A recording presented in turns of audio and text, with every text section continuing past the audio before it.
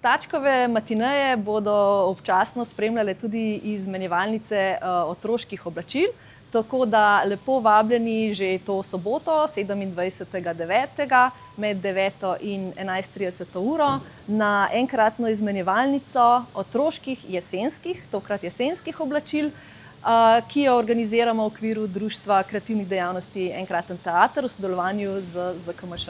No, medtem ko boste vi lahko brskali prosto in iskali nove kose otroških oblačil, se lahko vaši otroci medtem zabavajo in obiščejo predstavo, ki pa poteka ob 10. uri. Tokratna predstava v okviru Tačkove matineje je Zmešnjava iz kovčka. Kaj pa prinesti na to izmenjevalnico otroških oblačil? Kot že sam naziv te izmenjevalnice pove, gre za sezonska oblačila, torej sprejemamo jesenska oblačila, otroška oblačila, ne sprejemamo pa igrač, različne otroške opreme ali obutev, nogavic in tako naprej. Pa tudi prosimo, da so oblačila čista, da niso strgana, se pravi takšna, kakršna bi si tudi vi želeli, da jih odnesete domov.